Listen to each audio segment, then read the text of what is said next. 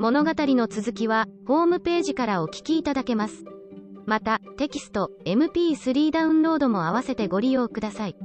88thpp.com 88thpp.com Chapter 12. A Solemn Vow and Promise. It was not until the next Friday that Marilla heard the story of the flower-wreathed hat. She came home from Mrs. Lynde's and called Anne to account.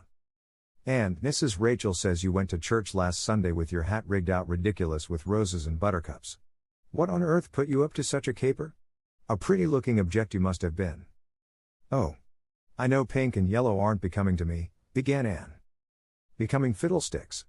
It was putting flowers on your hat at all, no matter what color they were, that was ridiculous. You are the most aggravating child." "I don't see why it's any more ridiculous to wear flowers on your hat than on your dress," protested Anne. "Lots of little girls there had bouquets pinned on their dresses. What's the difference?" Marilla was not to be drawn from the safe concrete into dubious paths of the abstract. "Don't answer me back like that, Anne. It was very silly of you to do such a thing. Never let me catch you at such a trick again. Mrs. Rachel says she thought she would sink through the floor when she saw you come in all rigged out like that. She couldn't get near enough to tell you to take them off till it was too late. She says people talked about it something dreadful. Of course they would think I had no better sense than to let you go decked out like that." "Oh, I'm so sorry," said Anne, tears welling into her eyes. "I never thought you'd mind. The roses and buttercups were so sweet and pretty I thought they'd look lovely on my hat. Lots of the little girls had artificial flowers on their hats. I'm afraid I'm going to be a dreadful trial to you. Maybe you'd better send me back to the asylum." "That would be terrible. I don't think I could endure it. Most likely I would go into consumption. I'm so thin as it is, you see. But that would be better than being a trial to you." "Nonsense," said Marilla, vexed at herself for having made the child cry. "I don't want to send you back to the asylum, I'm sure. All I want is that you should behave like other little girls and not make yourself ridiculous. Don't cry any more. I've got some news for you. Diana Barry came home this afternoon. I'm going up to see if I can borrow a skirt pattern from Mrs. Barry, and if you like you can come with me and get acquainted with Diana." Anne rose to her feet, with clasped hands, the tears still glistening on her cheeks. The dish towel she had been hemming slipped unheeded to the floor. "Oh, Marilla, I'm frightened. Now that it has come I'm actually frightened. What if she shouldn't like me? It would be the most tragical disappointment of my life. Now, don't get into a fluster. And I do wish you wouldn't use such long words. It sounds so funny in a little girl. I guess Diana'll like you well enough. It's her mother you've got to reckon with. If she doesn't like you it won't matter how much Diana does. If she has heard about your outburst to Mrs. Lynde and going to church with buttercups round your hat I don't know what she'll think of you. You must be polite and well behaved, and don't make any of your startling speeches. For pity's sake, if the child isn't actually trembling." Anne was trembling. Her face was pale and tense. "Oh, Marilla, you'd be excited, too, if you were going to meet a little girl you hope to be your bosom friend and whose mother mightn't like you," she said as she hastened to get her hat. They went over to Orchard Slope by the short cut across the brook and up the Furry Hill Grove. Mrs. Barry came to the kitchen door in answer to Marilla's knock. She was a tall black-eyed, black-haired woman, with a very resolute mouth. She had the reputation of being very strict with her children. "How do you do, Marilla?" she said cordially. "Come in. And this is the little girl you have adopted, I suppose?" "Yes, this is Anne Shirley," said Marilla. "Spelled with an E?" gasped Anne, who, tremulous and excited as she was determined there should be no misunderstanding on that important point. Mrs. Barry, not hearing or not comprehending, merely shook hands and said kindly, "How are you?" "I am well in body although considerable rumpled up in spirit, thank you ma'am," said Anne gravely. Then aside to Marilla in an audible whisper, "There wasn't anything startling in that, was there, Marilla?" Diana was sitting on the sofa, reading a book which she dropped when the callers entered. She was a very pretty little girl, with her mother's black eyes and hair, and rosy cheeks, and the merry expression which was her inheritance from her father. "This is my little girl Diana," said Mrs. Barry. "Diana, you might take it out into the garden and show her your flowers. It will be better for you than straining your eyes over that book. She reads entirely too much," this to Marilla as the little girls went out, "and I can't prevent her, for her father aids and abets her. She's always poring over a book. I'm glad she has the prospect of a playmate, perhaps it will take her more out of doors." Outside in the garden, which was full of mellow sunset light streaming through the dark old firs to the west of it, stood Anne and Diana, gazing bashfully at each other over a clump of gorgeous tiger lilies. The berry garden was a bowery wilderness of flowers which would have delighted Anne's heart at any time less fraught with destiny. It was encircled by huge old willows and tall firs, beneath which flourished flowers that loved the shade. Prim, right-angled paths neatly bordered with clamshells, intersected it like moist red ribbons, and in the beds between old-fashioned flowers ran riot. There were rosy bleeding hearts and great splendid crimson peonies, white, fragrant narcissi and thorny, sweet Scotch roses, pink and blue and white columbines and lilac-tinted bouncing bets, clumps of southern wood and ribbon grass and mint, purple Adam and Eve, daffodils, and masses of sweet clover white with its delicate, fragrant, feathery sprays, scarlet lightning that shot its fiery lances over prim white musk flowers. A garden it was where sunshine lingered and bees hummed, and winds, beguiled into loitering, purred and rustled. "Oh, Anna," said Anne at last, clasping her hands and speaking almost in a whisper, "oh, do you think you can like me a little, enough to be my bosom friend?" Diana laughed. Diana always laughed before she spoke. "Why, I guess so," she said frankly. "I'm awfully glad you've come to live at Green Gables. It will be jolly to have somebody to play with. There isn't any other girl who lives near enough to play with, and I've no sisters big enough." "Will you swear to be my friend forever and ever?" demanded Anne eagerly. Diana looked shocked. "Why, it's dreadfully wicked to swear," she said rebukingly. "Oh no, not my kind of swearing. There are two kinds, you know." "I never heard of the one kind," said Diana doubtfully. "There really is another." "Oh, it isn't wicked at all. It just means vowing and promising solemnly." "Well, I don't mind doing that," agreed Diana, relieved. "How do you do it?" "We must join hands, so," said Anne gravely. "It ought to be over running water. We'll just imagine this path is running water. I'll repeat the oath first.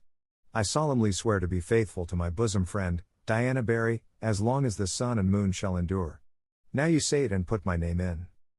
Diana repeated the oath with a laugh fore and aft. Then she said, "You're a queer girl, Anne. I heard before that you were queer. But I believe I'm going to like you real well."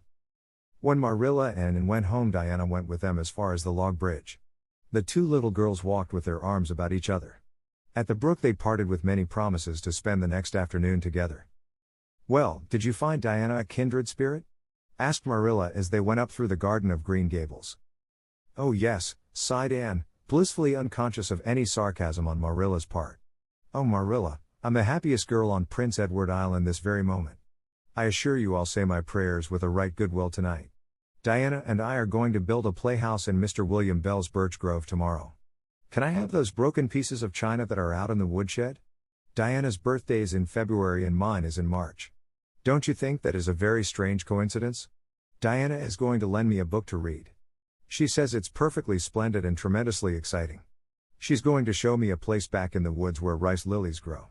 Don't you think Diana has got very soulful eyes? I wish I had soulful eyes.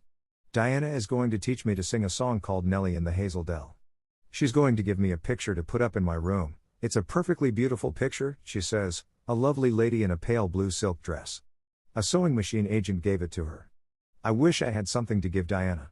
I'm an inch taller than Diana, but she is ever so much fatter. She says she'd like to be thin because it's so much more graceful, but I'm afraid she only said it to soothe my feelings. We're going to the shore some day to gather shells. We have agreed to call the spring down by the log bridge the Dryad's Bubble. Isn't that a perfectly elegant name? I read a story once about a spring called that. A dryad is sort of a grown-up fairy, I think." "Well, all I hope is you won't talk Diana to death," said Marilla. "But remember this in all your planning, Anne. You're not going to play all the time nor most of it. You'll have your work to do and it'll have to be done first." Anne's cup of happiness was full, and Matthew caused it to overflow. He had just got home from a trip to the store at Carmody, and he sheepishly produced a small parcel from his pocket and handed it to Anne, with a deprecatory look at Marilla. "I heard you say you like chocolate sweeties, so I got you some," he said. "Humphrey," sniffed Marilla. "It'll ruin her teeth and stomach." There, child, don't look so dismal. You can eat those, since Matthew has gone and got them. He'd better have brought you peppermints. They're wholesomer. Don't sicken yourself eating all them at once now." Oh, indeed, I won't," said Anne eagerly. "I'll just eat one tonight, Marilla. And I can give Diana half of them, can't I? The other half will taste twice as sweet to me if I give some to her. It's delightful to think I have something to give her. I will say it for the child, said Marilla when Anne had gone to her gable, she isn't stingy. I'm glad, for of all faults I detest stinginess in a child. Dear me, it's only 3 weeks since she came, and it seems as if she'd been here always. I can't imagine the place without her. Now, don't be looking I told you so, Matthew. That's bad enough in a woman, but it isn't to be endured in a man. I'm perfectly willing to own up that I'm glad I consented to keep the child and that I'm getting fond of her, but don't you rub it in, Matthew Cuthbert. Chapter 13. The Delights of Anticipation. It's time Anne was in to do her sewing, said Marilla, glancing at the clock and then out into the yellow August afternoon where everything drowsed in the heat. She stayed playing with Diana more than half an hour more and I gave her leave to, and now she's perched out there on the woodpile talking to Matthew, 19 to the dozen, when she knows perfectly well she ought to be at her work. And of course he's listening to her like a perfect ninny. I never saw such an infatuated man. The more she talks and the odder the things she says, the more he's delighted evidently. And Shirley, you come right in here this minute, do you hear me? A series of staccato taps on the west window brought Anne flying in from the yard, eyes shining, cheeks faintly flushed with pink, unbraided hair streaming behind her in a torrent of brightness. Oh Arilla, she exclaimed breathlessly, there's going to be a Sunday school picnic next week, in Mr. Harmon Andrews's field, right near the Lake of Shining Waters. And Mrs. Superintendent Bell and Mrs. Rachel Lynde are going to make ice cream, think of it, Marilla, ice cream. And, oh, Marilla, can I go to it? Just look at the clock, if you please, Anne. What time did I tell you to come in? 2 o'clock, but isn't it splendid about the picnic, Marilla? Please can I go? Oh, I've never been to a picnic, I've dreamed of picnics, but I've never. Yes, I told you to come at 2 o'clock. And it's 2:45. I'd like to know why you didn't obey me, Anne. Why, I meant to, Marilla, as much as could be. But you have no idea how fascinating Idlewild is. And then, of course, I had to tell Matthew about the picnic. Matthew is such a sympathetic listener. Please can I go? You'll have to learn to resist the fascination of idle whatever you call it. When I tell you to come in at a certain time I mean that time and not half an hour later. And you needn't stop to discourse with sympathetic listeners on your way, either. As for the picnic, of course you can go. You're a Sunday school scholar, and it's not likely I'd refuse to let you go when all the other little girls are going. But, faltered Anne, Diana says that everybody must take a basket of things to eat. I can't cook, as you know, Orilla, and I don't mind going to a picnic without puffed sleeves so much, but I'd feel terribly humiliated if I had to go without a basket. It's been preying on my mind ever since Diana told me. Well, it needn't prey any longer. I'll bake you a basket. Oh, you dear good Marilla. Oh, you are so kind to me. Oh, I'm so much obliged to you. Getting through with her o's and cast herself into Marilla's arms and rapturously kissed her sallow cheek. It was the first time in her whole life that childish lips had voluntarily touched Marilla's face. Again that sudden sensation of startling sweetness thrilled her. She was secretly vastly pleased at Anne's impulsive caress, which was probably the reason why she said brusquely, There, never mind your kissing nonsense. I'd sooner see you doing strictly as you're told. As for cooking, I mean to begin giving you lessons in that some of these days. But you're so feather-brained, Anne, I've been waiting to see if you'd sober down a little and learn to be steady before I begin. You've got to keep your wits about you in cooking and not stop in the middle of things to let your thoughts rove all over creation. Now, get out your patchwork and have your square done before tea time. I do not like patchwork, said Anne dolefully, hunting out her work-basket and sitting down before a little heap of red and white diamonds with a sigh. I think some kinds of sewing would be nice, but there's no scope for imagination in patchwork. It's just one little seam after another and you never seem to be getting anywhere. But of course I'd rather be Anne of Green Gables sewing patchwork than Anne of any other place with nothing to do but play. I wish time went as quick sewing patches as it does when I'm playing with Diana, though. Oh, we do have such elegant times, Marilla. I have to furnish most of the imagination, but I'm well able to do that. Diana is simply perfect in every other way. You know that little piece of land across the brook that runs up between our farm and Mr. Barry's? It belongs to Mr. William Bell, and right in the corner there is a little ring of white birch trees, the most romantic spot, Marilla. Diana and I have our playhouse there. We call it Idlewild. Isn't that a poetical name? I assure you it took me some time to think it out. I stayed awake nearly a whole night before I invented it. Then, just as I was dropping off to sleep, it came like an inspiration. Diana was enraptured when she heard it. We have got our house fixed up elegantly. You must come and see it, Marilla, won't you? We have great big stones, all covered with moss, for seats, and boards from tree to tree for shelves. And we have all our dishes on them. Of course, they're all broken, but it's the easiest thing in the world to imagine that they are whole. There's a piece of a plate with a spray of red and yellow ivy on it that is especially beautiful. We keep it in the parlor, and we have the fairy glass there, too. The fairy glass is as lovely as a dream. Diana found it out in the woods behind their chicken house. It's all full of rainbows, just little young rainbows that haven't grown big yet, and Diana's mother told her it was broken off a hanging lamp they once had. But it's nice to imagine the fairies lost it one night when they had a ball, so we call it the fairy glass. Matthew is going to make us a table.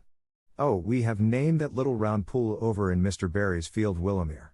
I got that name out of the book Diana lent me. That was a thrilling book, Marilla. The heroine had 5 lovers. I'd be satisfied with one, wouldn't you? She was very handsome and she went through great tribulations. She could faint as easy as anything. I'd love to be able to faint, wouldn't you, Marilla? It's so romantic. But I'm really very healthy for all I'm so thin. I believe I'm getting fatter, though.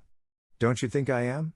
I look at my elbows every morning when I get up to see if any dimples are coming. Diana is having a new dress made with elbow sleeves. She is going to wear it to the picnic. Oh, I do hope it will be fine next Wednesday. I don't feel that I could endure the disappointment if anything happened to prevent me from getting to the picnic.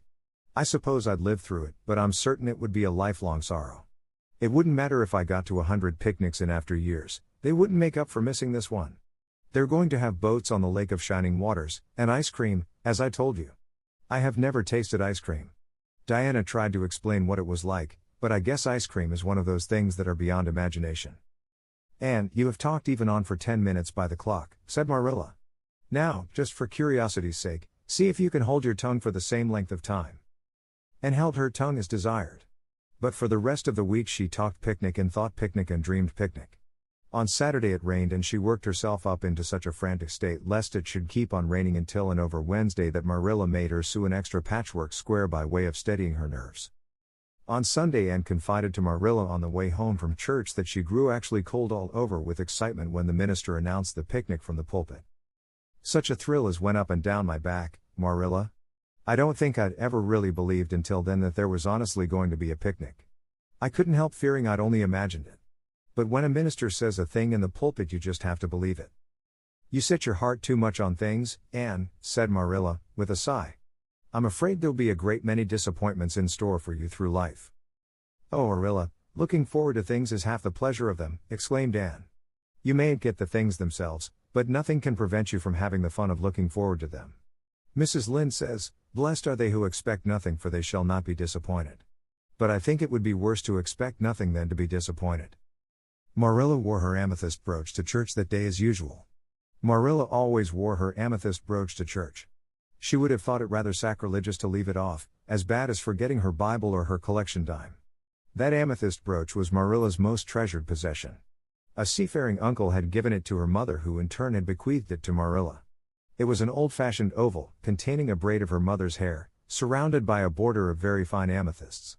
Marilla knew too little about precious stones to realize how fine the amethysts actually were, but she thought them very beautiful and was always pleasantly conscious of their violet shimmer at her throat, above her good brown satin dress, even although she could not see it. Anne had been smitten with delighted admiration when she first saw that brooch. Oh, Marilla, it's a perfectly elegant brooch. I don't know how you can pay attention to the sermon or the prayers when you have it on. I couldn't, I know. I think amethysts are just sweet. They are what I used to think diamonds were like. Long ago, before I had ever seen a diamond, I read about them and I tried to imagine what they would be like. I thought they would be lovely glimmering purple stones. When I saw a real diamond in a lady's ring one day I was so disappointed I cried. Of course, it was very lovely, but it wasn't my idea of a diamond. Will you let me hold the brooch for 1 minute, Marilla? Do you think amethysts can be the souls of good violets? Chapter 14. Anne's Confession. On the Monday evening before the picnic, Marilla came down from her room with a troubled face. "Anne," she said to that small personage, who was shelling peas by the spotless table and singing Nellie of the Hazel Dell with a vigor and expression that did credit to Diana's teaching, "did you see anything of my amethyst brooch? I thought I stuck it in my pincushion when I came home from church yesterday evening, but I can't find it anywhere."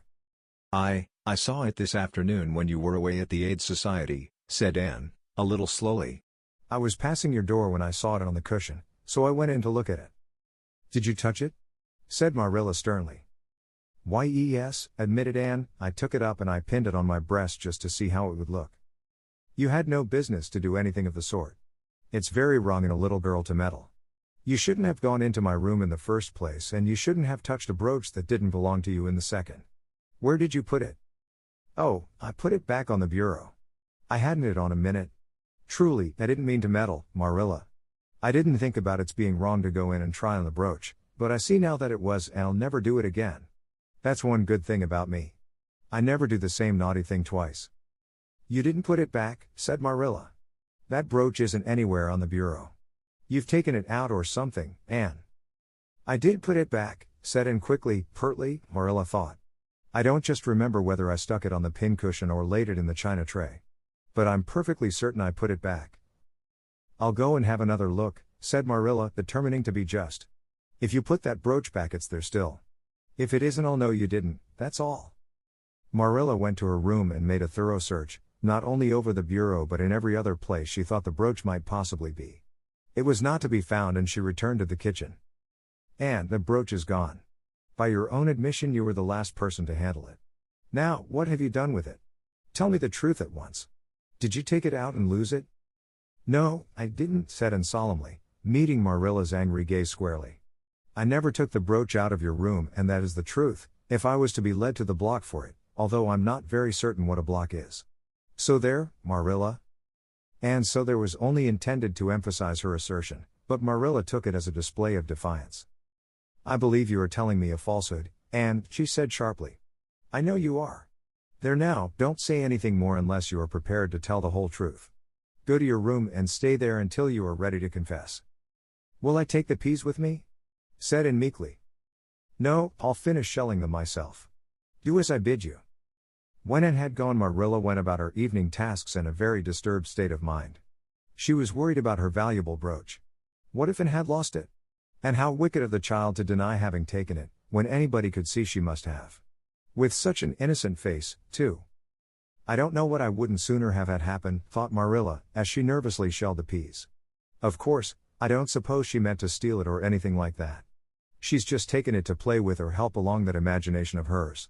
She must have taken it, that's clear, for there hasn't been a soul in that room since she was in it, by her own story, until I went up tonight. And the brooch is gone, there's nothing surer. I suppose she has lost it and is afraid to own up for fear she'll be punished. It's a dreadful thing to think she tells falsehoods. It's a far worse thing than her fit of temper. It's a fearful responsibility to have a child in your house you can't trust. Slyness and untruthfulness, that's what she has displayed. I declare I feel worse about that than about the brooch. If she'd only have told the truth about it, I wouldn't mind so much. Marilla went to her room at intervals all through the evening and searched for the brooch, without finding it. A bedtime visit to the east gable produced no result.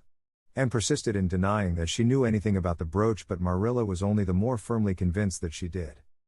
She told Matthew the story the next morning. Matthew was confounded and puzzled. He could not so quickly lose faith in Anne, but he had to admit that circumstances were against her. You're sure it hasn't fell down behind the bureau? Was the only suggestion he could offer. I've moved the bureau and I've taken out the drawers and I've looked in every crack and cranny, was Marilla's positive answer. The brooch is gone and that child has taken it and lied about it. That's the plain, ugly truth, Matthew Cuthbert, and we might as well look it in the face. Well now, what are you going to do about it? Matthew asked forlornly, feeling secretly thankful that Marilla and not he had to deal with the situation. He felt no desire to put his oar in this time. She'll stay in her room until she confesses, said Marilla grimly, remembering the success of this method in the former case. Then we'll see. Perhaps we'll be able to find the brooch if she'll only tell where she took it, but in any case she'll have to be severely punished, Matthew. Well now, you'll have to punish her, said Matthew, reaching for his hat. I've nothing to do with it, remember. You warned me off yourself. Marilla felt deserted by everyone. She could not even go to Mrs. Lynde for advice. She went up to the east gable with a very serious face and left it with a face more serious still. And steadfastly refused to confess. She persisted in asserting that she had not taken the brooch. The child had evidently been crying and Marilla felt a pang of pity which she sternly repressed. By night she was, as she expressed it, beat out. You'll stay in this room until you confess, Anne. You can make up your mind to that, she said firmly. But the picnic is tomorrow, Marilla, cried Anne. You won't keep me from going to that, will you? You'll just let me out for the afternoon, won't you? Then I'll stay here as long as you like afterwards cheerfully. But I must go to the picnic. You'll not go to picnics nor anywhere else until you've confessed, Anne. Oh, Marilla, gasped Anne. But Marilla had gone out and shut the door. Wednesday morning dawned as bright and fair as if expressly made to order for the picnic. Birds sang around Green Gables, the Madonna lilies in the garden sent out whiffs of perfume that entered in on viewless winds at every door and window, and wandered through halls and rooms like spirits of benediction. The birches in the hollow waved joyful hands as if watching for Anne's usual morning greeting from the east gable. But Anne was not at her window. When Marilla took her breakfast up to her, she found the child sitting primly on her bed, pale and resolute, with tight shut lips and gleaming eyes. Marilla, I'm ready to confess. Ah. Marilla laid down her tray. Once again her method had succeeded, but her success was very bitter to her. Let me hear what you have to say then, Anne. I took the amethyst brooch, said Anne, as if repeating a lesson she had learned. I took it just as you said. I didn't mean to take it when I went in. But it did look so beautiful, Marilla, when I pinned it on my breast that I was overcome by an irresistible temptation. I imagined how perfectly thrilling it would be to take it to Idlewild and play I was the Lady Cordelia Fitzgerald. It would be so much easier to imagine I was the Lady Cordelia if I had a real amethyst brooch on. Diana and I make necklaces of roseberries, but what are roseberries compared to amethysts? So I took the brooch. I thought I could put it back before you came home. I went all the way around by the road to lengthen out the time. When I was going over the bridge across the lake of shining waters, I took the brooch off to have another look at it. Oh, how it did shine in the sunlight. And then, when I was leaning over the bridge, it just slipped through my fingers, so, and went down, down, down, all purpley sparkling, and sank forevermore beneath the lake of shining waters. And that's the best I can do at confessing, Marilla. Marilla felt hot anger surge up into her heart again. This child had taken and lost her treasured amethyst brooch and now sat there calmly reciting the details thereof without the least apparent compunction or repentance. Anne, this is terrible, she said, trying to speak calmly.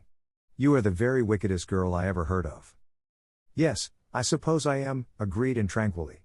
And I know I'll have to be punished. It'll be your duty to punish me, Marilla. Won't you please get it over right off, because I'd like to go to the picnic with nothing on my mind. Picnic, indeed. You'll go to no picnic today, and surely that shall be your punishment. And it isn't half severe enough either for what you've done. Not go to the picnic. Anne sprang to her feet and clutched Marilla's hand. But you promised me I might. Oh, Marilla, I must go to the picnic. That was why I confessed. Punish me any way you like but that. Oh, Marilla, please, please, let me go to the picnic. Think of the ice cream. For anything you know, I may never have a chance to taste ice cream again. Marilla disengaged Anne's clinging hands stonily. You needn't plead, Anne. You are not going to the picnic, and that's final. No, not a word. Anne realized that Marilla was not to be moved.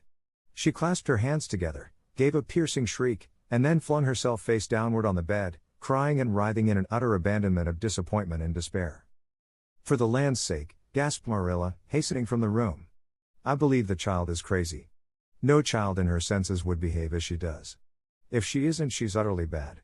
Oh dear, I'm afraid Rachel was right from the first. But I've put my hand to the plow and I won't look back. That was a dismal morning. Marilla worked fiercely and scrubbed the porch floor and the dairy shelves when she could find nothing else to do.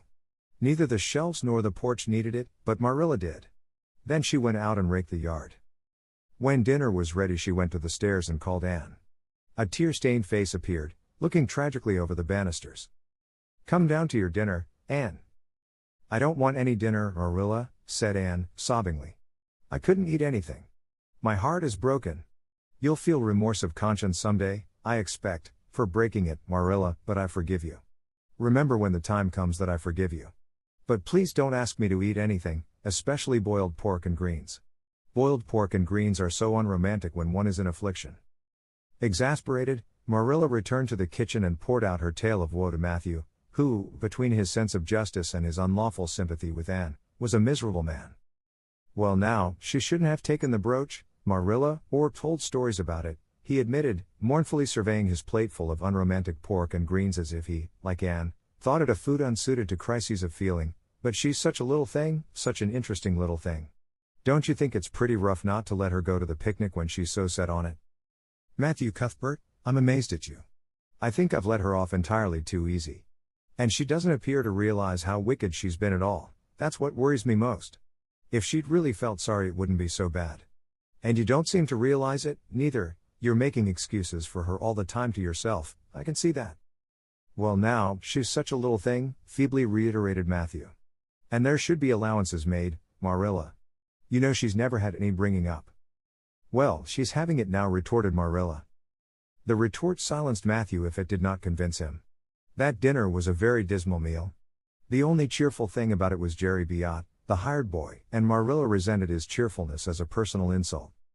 When her dishes were washed and her bread sponge set and her hens fed, Marilla remembered that she had noticed a small rent in her best black lace shawl when she had taken it off on Monday afternoon on returning from the ladies' aid.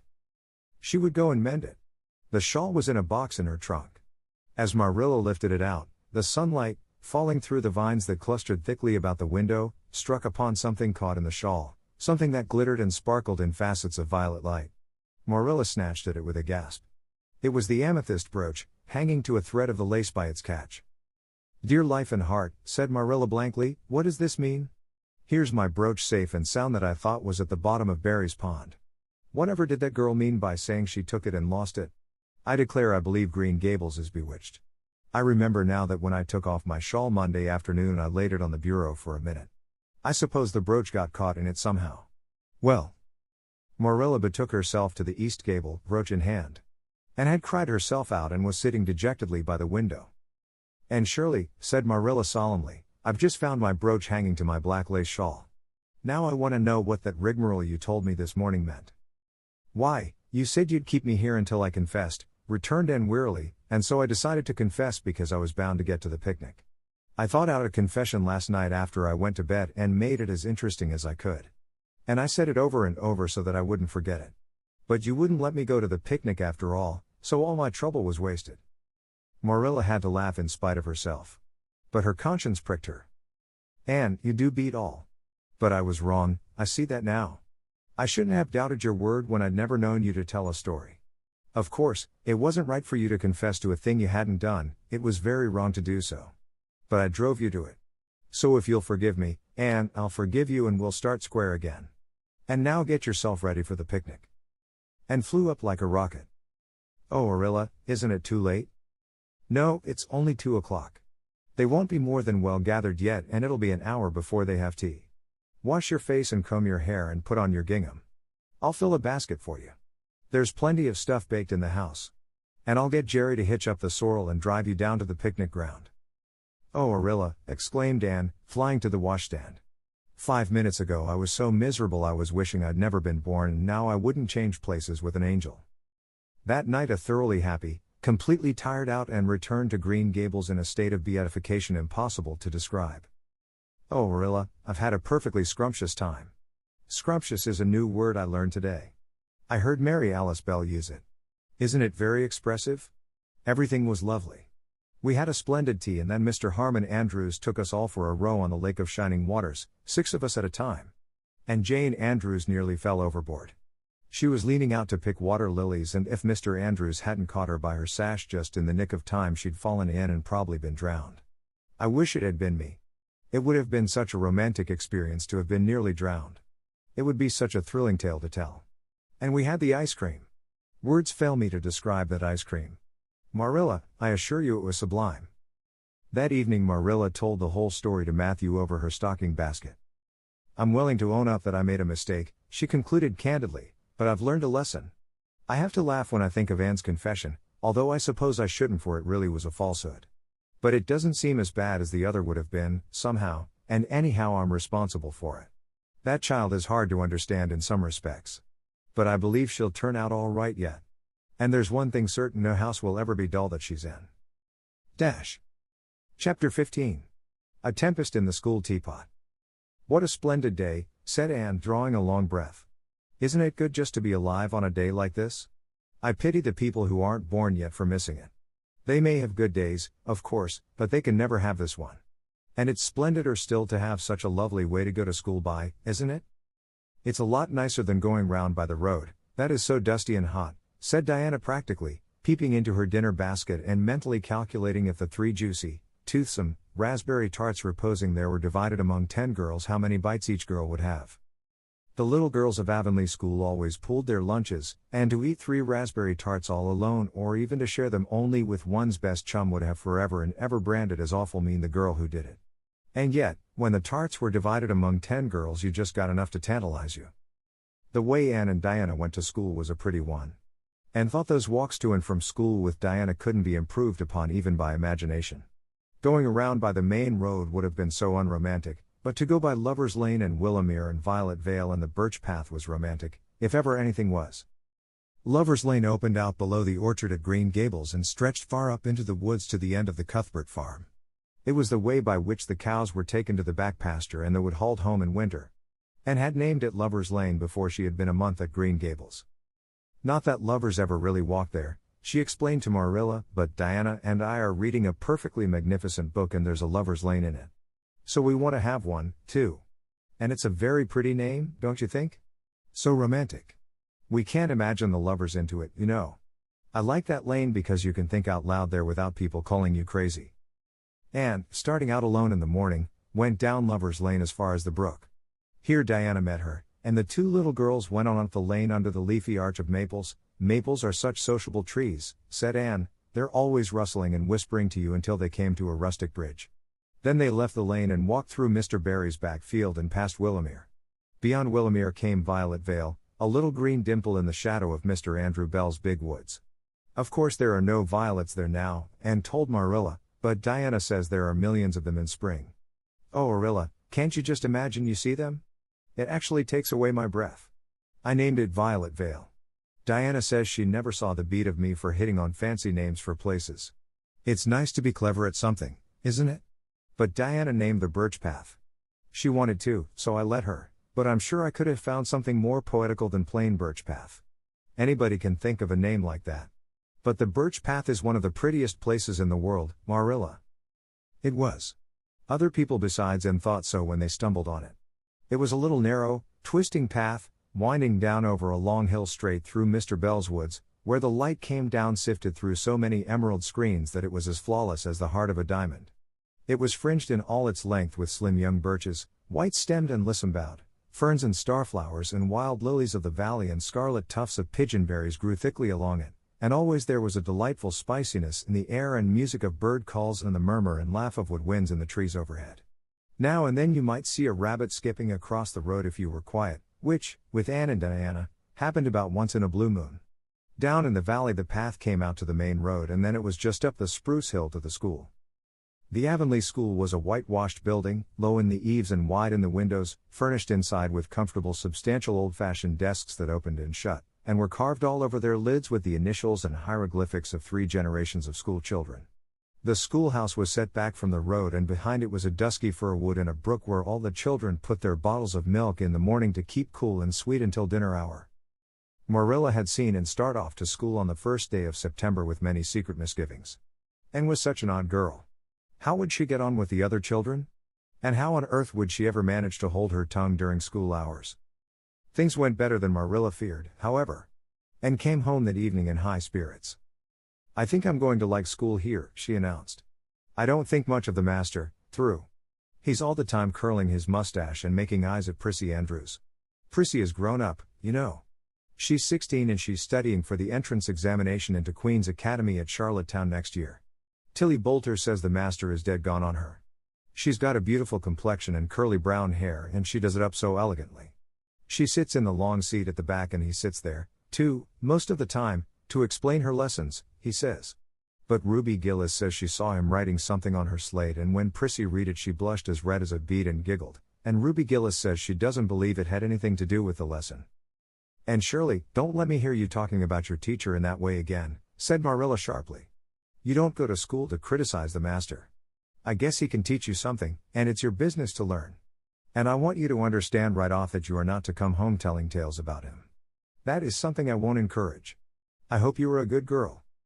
Indeed I was, said Anne comfortably. It wasn't so hard as you might imagine, either. I sit with Diana. Our seat is right by the window and we can look down to the lake of shining waters. There are a lot of nice girls in school and we had scrumptious fun playing at dinner time. It's so nice to have a lot of little girls to play with. But of course I like Diana best and always will. I adore Diana. I'm dreadfully far behind the others. They're all in the 5th book and I'm only in the 4th. I feel that it's kind of a disgrace. But there's not one of them has such an imagination as I have, and I soon found that out. We had reading and geography and Canadian history and dictation today. Mr. Phillips said my spelling was disgraceful and he held up my slate so that everybody could see it, all marked over. I felt so mortified. Marilla, he might have been politer to a stranger, I think. Ruby Gillis gave me an apple and Sophia Sloane lent me a lovely pink card with "May I see you home" on it. I'm to give it back to her tomorrow. And Tilly Boulter let me wear her bead ring all the afternoon. Can I have some of those pearl beads off the old pin cushion in the garret to make myself a ring? And oh, Marilla, Jane Andrews told me that Minnie McPherson told her that she heard Prissy Andrews tell Sarah Gillis that I had a very pretty nose. Marilla, that is the first compliment I have ever had in my life, and you can't imagine what a strange feeling it gave me. Marilla, have I really a pretty nose? I know you'll tell me the truth.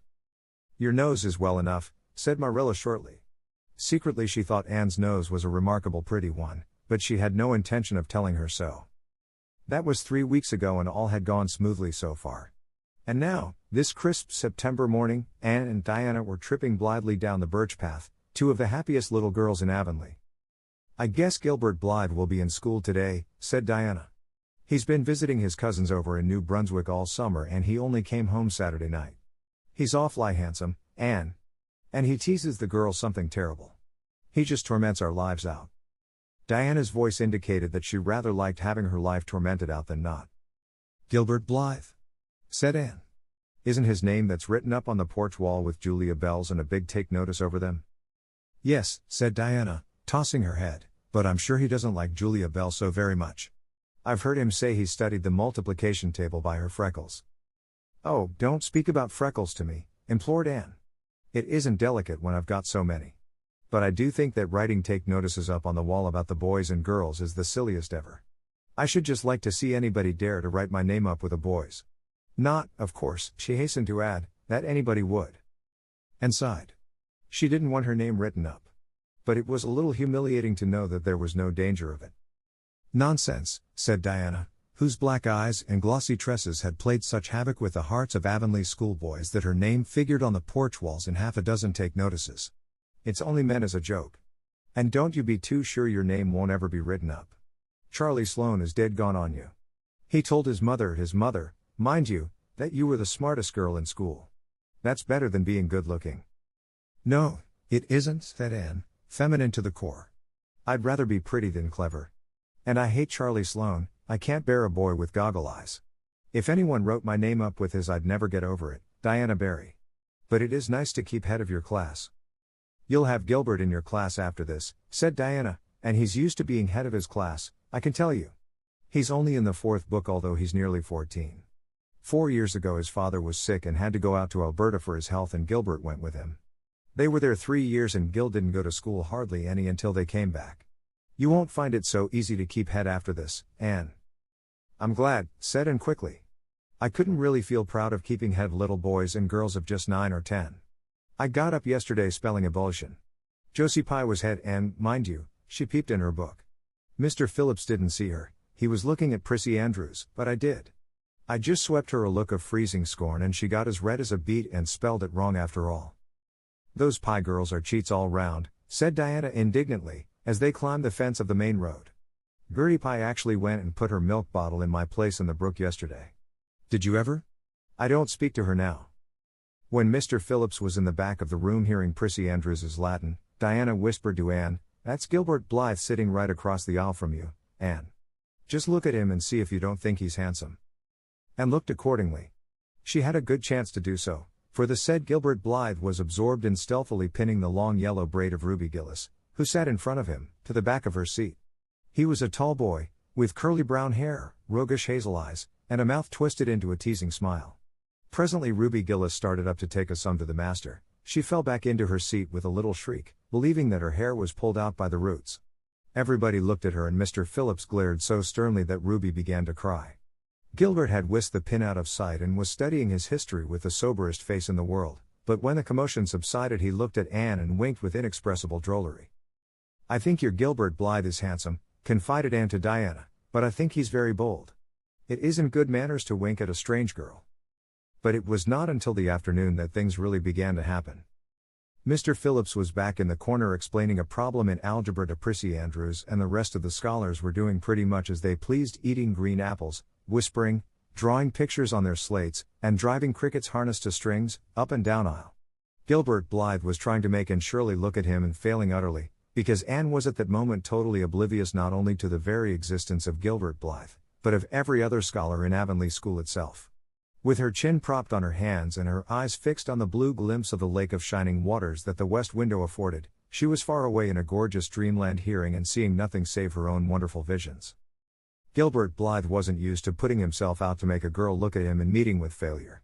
She should look at him, that red-haired Shirley girl with the little pointed chin and the big eyes that weren't like the eyes of any other girl in Avonlea School. Gilbert reached across the aisle, picked up the end of Anne's long red braid, held it out at arm's length and said in a piercing whisper, "Carrots! Carrots!" Then Anne looked at him with a vengeance. She did more than look. She sprang to her feet, her bright fancies fallen into cureless ruin. She flashed one indignant glance at Gilbert from eyes whose angry sparkle was swiftly quenched in equally angry tears. "You mean, hateful boy," she exclaimed passionately. "How dare you?" And then, thwack! Anne had brought her slate down on Gilbert's head and cracked it, slate not head, clear across. Avonlea School always enjoyed a scene. This was an especially enjoyable one. Everybody said oh in horrified delight. Diana gasped. Ruby Gillis, who was inclined to be hysterical, began to cry.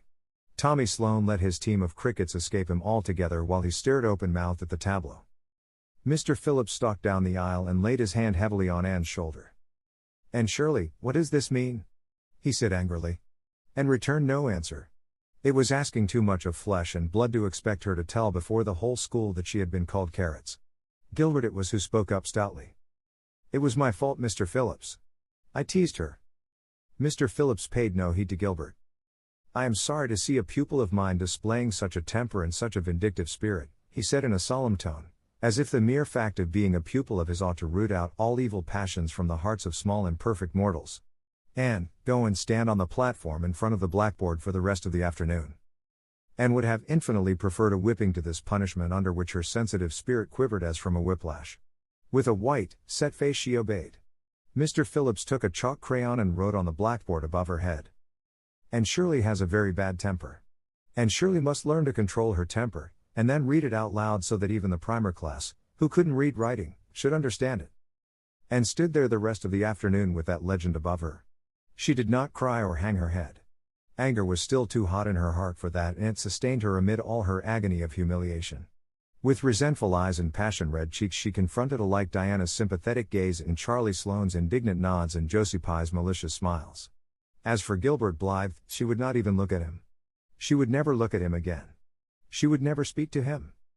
When school was dismissed and marched out with her red head held high, Gilbert Blythe tried to intercept her at the porch door.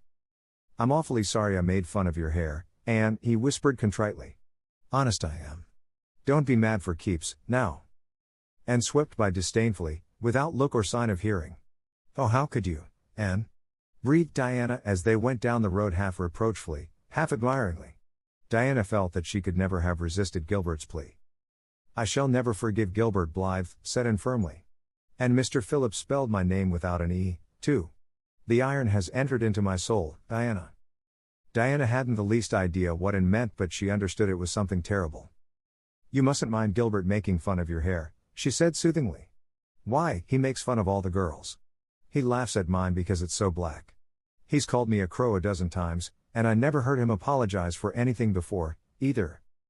"There's a great deal of difference between being called a crow and being called carrots," said Anne with dignity. "Gilbert Blythe has hurt my feelings excruciatingly, Diana. It is possible the matter might have blown over without more excruciation if nothing else had happened. But when things begin to happen they are apt to keep on." Avonlea scholars often spent noon hour picking gum in Mr. Bell's spruce grove over the hill and across his big pasture field. From there they could keep an eye on Evan Wright's house, where the master boarded. When they saw Mr. Phillips emerging therefrom they ran for the schoolhouse, but the distance being about 3 times longer than Mr. Wright's lane they were very apt to arrive there, breathless and gasping, some 3 minutes too late. On the following day, Mr. Phillips was seized with one of his spasmodic fits of reform and announced before going home to dinner that he should expect to find all the scholars in their seats when he returned. Anyone who came in late would be punished. All the boys and some of the girls went to Mr. Bell's spruce grove as usual, fully intending to stay only long enough to pick a chew.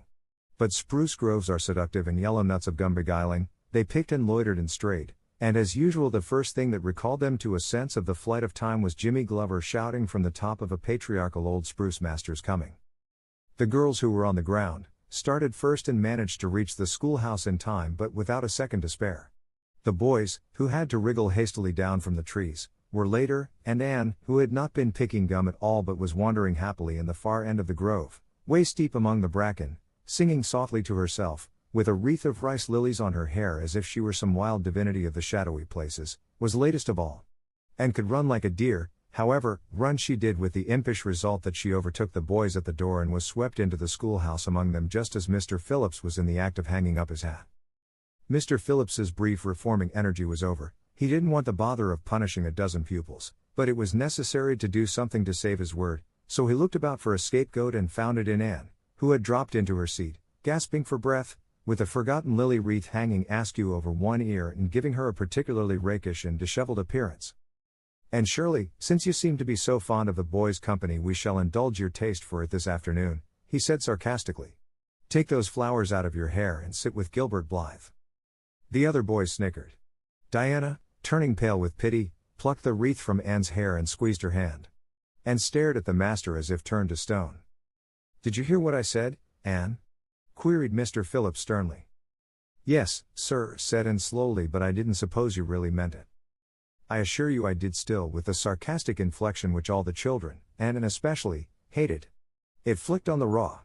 "Obey me at once." For a moment Anne looked as if she meant to disobey. Then, realizing that there was no help for it, she rose haughtily, stepped across the aisle, sat down beside Gilbert Blythe, and buried her face in her arms on the desk. Ruby Gillis, who got a glimpse of it as it went down, told the others going home from school that she'd actually never seen anything like it. It was so white, with awful little red spots in it. To Anne, this was as the end of all things. It was bad enough to be singled out for punishment from among a dozen equally guilty ones. It was worse still to be sent to sit with a boy, but that boy should be Gilbert Blythe was heaping insult on injury to a degree utterly unbearable. And felt that she could not bear it and it would be of no use to try. Her whole being seethed with shame and anger and humiliation. At first the other scholars looked and whispered and giggled and nudged. But as Anne never lifted her head and as Gilbert worked fractions as if his whole soul was absorbed in them and them only, they soon returned to their own tasks and Anne was forgotten. When Mr. Phillips called the history class out, Anne should have gone, but Anne did not move, and Mr. Phillips, who had been writing some verses to Priscilla before he called the class, was thinking about an obstinate rhyme still and never missed her. Once, when nobody was looking, Gilbert took from his desk a little pink candy heart with a gold motto on it, "You are sweet," and slipped it under the curve of Anne's arm. Whereupon Anne arose, took the pink heart gingerly between the tips of her fingers, dropped it on the floor, ground it to powder beneath her heel, and resumed her position without deigning to bestow a glance on Gilbert. When school went out and marched to her desk, ostentatiously took out everything therein, books and writing tablet, pen and ink, testament and arithmetic, and piled them neatly on her cracked slate. "What are you taking all those things home for, Anne?" Diana wanted to know, as soon as they were out on the road. She had not dared to ask the question before. "I am not coming back to school any more," said Anne. Diana gasped and stared at Anne to see if she meant it. "Will Marilla let you stay home?" she asked. "She'll have to," said Anne. "I'll never go to school to that man again." "Oh." Diana looked as if she were ready to cry. "I do think you're mean. What shall I do? Mr. Phillips will make me sit with that horrid Gertie Pye. I know he will because she is sitting alone. Do come back, Anne. I'd do almost anything in the world for you," Diana said and sadly. "I'd let myself be torn limb from limb if it would do you any good. But I can't do this, so please don't ask it. You harrow up my very soul. Just think of all the fun you will miss," mourned Diana. "We are going to build the loveliest new house down by the brook, and we'll be playing ball next week, and you've never played ball, Anne. It's tremendously exciting. And we're going to learn a new song. Jane Andrews is practicing it up now, and Alice Andrews is going to bring a new Pansy book next week, and we're all going to read it out loud, chapter about, Down by the Brook. And you know you are so fond of reading out loud, Anne." Nothing moved Anne in the least. Her mind was made up. She would not go to school to Mr. Phillips again. She told Marilla so when she got home. Nonsense, said Marilla. It isn't nonsense at all, said Anne, gazing at Marilla with solemn, reproachful eyes. Don't you understand, Marilla? I've been insulted. Insulted fiddlesticks. You'll go to school tomorrow as usual. Oh no. Anne shook her head gently. I'm not going back, Marilla. I'll learn my lessons at home and I'll be as good as I can be and hold my tongue all the time if it's possible at all. But I will not go back to school, I assure you.